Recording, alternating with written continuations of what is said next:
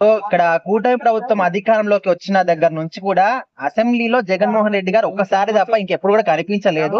So ఇప్పుడు వస్తానంటున్నాడు. అది కూడా ఎంతసేపు మాట్లాడితే అంత టైం ఇస్తేనే వస్తా అంటున్నారు. సో దీని వెనకాల ఆంతర్యం ఏంటి అనుకోవచ్చు? ఏమన్నా పవన్ కళ్యాణ్ గారు మాట్లాడతాం గానీ, లోకేష్ గారు మాట్లాడతాం గానీ, చంద్రబాబు నాయుడు గారు మాట్లాడదాం గానీ, అవన్నీ చూసినాక రాబుద్ది అవుతుందేమో.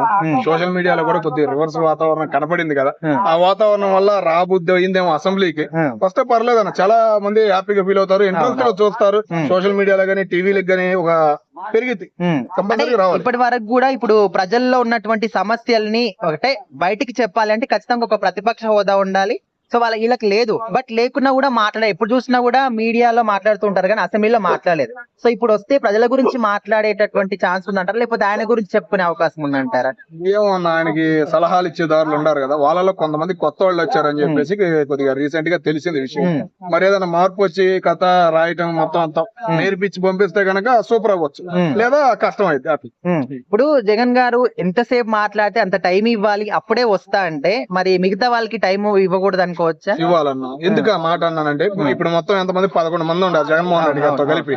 మిగతా 10 మంది ఏం మాట్లాడే వాళ్ళు లేరు, వాళ్ళలో ఒక్కళ్ళు కూడా లేరు. ఆ 10 మందికి ఇచ్చే టైం కూడా జగన్మోహన్ రెడ్డి గారికి ఇస్తే బెనిఫిట్. నువ్వు ఎమ్మెల్యేకి ఇచ్చే టైం ఇస్తావు, మిగతా 10 మంది ఉండదు చూసావా. 10 మంది ఎవరు మాట్లాడరు కదా, ఏదో ఒకళ్ళు ఇద్దరు మాట్లాడతారేమో. ఏదైనా ఇన్నాక ఇప్పుడు నేను ఇక్కడికి వచ్చినా కొద్ది 2 మాటలు నాకు 3వ మాట మాట్లాడతాం కదా నేర్చుకున్నట్టు, అట్టా ఏమైనా మాట్లాడతారేమో. ఆ 10 మందికి ఇచ్చే టైం కూడా స్పీకర్ గారు ఇస్తే టైం బాగుండిద్దని మేము అనుకుంటున్నాం. అన్న ఇప్పటి వరకు కూడా ఆయన ప్రెస్ మీట్లు పెట్టినప్పుడు కూడా ప్రజల కోసం మాట్లాడుతున్నా అని చెప్పేసి వాళ్ళ ఏదో రీజన్ కోసం వెళ్ళినప్పుడు కూడా మనము ఆయన ప్రతిపక్ష హోదా గురించే మాట్లాడే సందర్భాలు ఎక్కువ చూసాం, కానీ ప్రజల గురించి ఎప్పుడు మాట్లాడలేదు. మరి అసెంబ్లీలో అయినా కూడా ప్రజల సమస్యల గురించి మాట్లాడతారు అనుకోవచ్చా?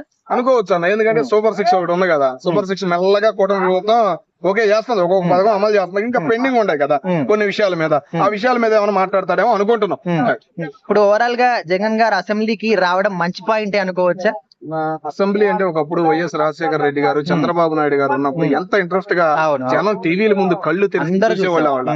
అసెంబ్లీలో ఏం మాట్లాడతారు, అదేంటంటే రాజకీయం మీద అభిమానంతో కొంతమంది ఉంటది. ఎవరికైనా సామాన్యులు ఏం అడుగుతారు, ఏం మాట్లాడతారు. కామెడీగా గానీ ఒక చిత్రం, ఒక సినిమా చూస్తే ఎంత ఆనందంగా ఫీల్ అవుతామో అంత హ్యాపీగా ఫీల్ అయ్యేవాళ్ళు అప్పట్లో అసెంబ్లీ చూస్తుంటే. పెద్దవాళ్ళు గానీ, చిన్నవాళ్ళు గానీ, అందరూ చిన్న చిన్న పిల్లలు కూడా కూర్చునేవాళ్ళు. ఆ వాతావరణం దగ్గర 10-20 సంవత్సరాల నుంచి లేదు, మళ్ళీ కనపడిద్దని ఒక ఆశ ఉండిద్దని. ఇప్పుడు పవన్ కళ్యాణ్ గారు, చంద్రబాబు నాయుడు గారు మాట్లాడే మాటలకి జగన్ గారు సమాధానం ఇస్తారనుకోవచ్చా, లేకపోతే లేదు అని చెప్పేసి వాళ్ళ టాపిక్ ని పక్కన పెట్టి ఈయనదే రైజ్ చేస్తారనుకోవచ్చా? కట్ చేస్తారు మైక్, ఓవర్ చేసామనుకో కట్ చేస్తారు కదా మైక్. అది పరిస్థితి. చివరికి ఏం చేయలేదు.